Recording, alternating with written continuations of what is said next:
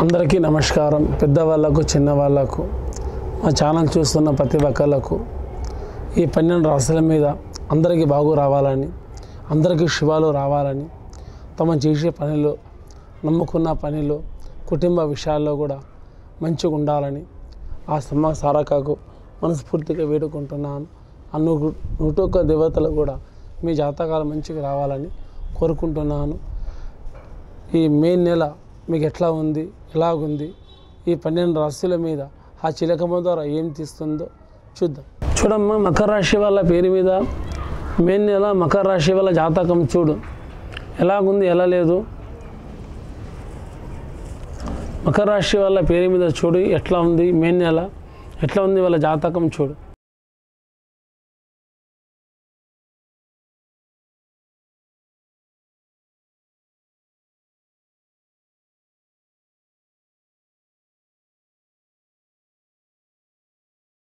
మకర రాశి మే నెల ఎట్లా ఉన్నదంటే వాళ్ళ జాతకంలో కానీ మనసులో కానీ కళ్ళకప్పటం ఏది పెట్టుకోరు. కానీ ఏ మాట ఉన్నా ముఖం ముంగడ చెప్పాలి, ముఖం ముంగడ మాట్లాడాలనుకుంటారు. కానీ ఒకళ్ళ మాట విని చెప్పేటోళ్ళు కాదు, మంది మాట వినేటోళ్ళు మాత్రం కాదు. తన బుద్ధి తనకే రాజు అంశాలు, రాజబుద్ధులు చేస్తారు. కానీ లేని వాళ్ళకు 10 రూపాయలు ఇచ్చుకుంటూ పోతారు, లేని వాళ్ళకు 10 రూపాయలు ఆదరిస్తారు. కానీ చదువులో ఉన్న వాళ్ళకు భాగ్యరేఖనే ఉంది. భాగ్యరేఖ అంటే మంచి టైం ఉంది. చదువులో కానీ, ఇంకా ఉద్యోగం చేస్తున్న వాళ్ళు కానీ, ఇంకా వ్యాపారంలో ఉన్న వాళ్ళు కూడా, ఇంకా గత నెలల వాళ్ళు మోసపోయిన వాళ్ళు, అంటే ఖర్చులైన వాళ్ళు, అవమానం పడ్డ వాళ్ళు, 10 మంది అల్లరపాలు అయిన వాళ్ళు కూడా ఒక మంచి గౌరవం, మంచి పేరు మీద వాళ్ళు ఎదిగేది కూడా ఉన్నది. ఒక మంచి సంపాదన వాళ్ళు తలుచుకున్నది కూడా ఉన్నది. ఇంట్లో గౌరవం, పేరు నిలబెట్టుకునే అవకాశం కూడా ఉంది.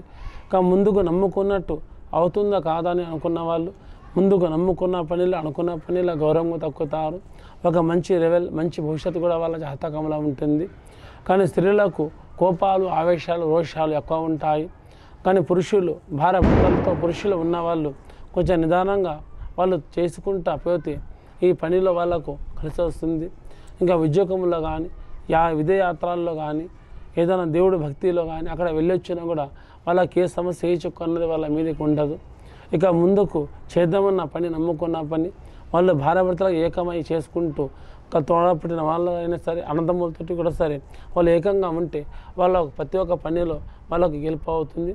అందరూ నిదానంగా, నిశ్చితంగా, శాంతంగా పాటిస్తే ఏ సమస్య, ఏ చుక్కు వాళ్ళ మీదకి రాదు. ఏ దోషం, దూరం ఉన్నా కూడా తమ జాతకంలో బాగలేని వాళ్ళకు కూడా తమరికి మంచి జరిగే అవకాశం కూడా ఉంది. అందరూ శాంతిగా ఉండండి, మంచిది అవ్వలేదు. అందరికీ నమస్కారం.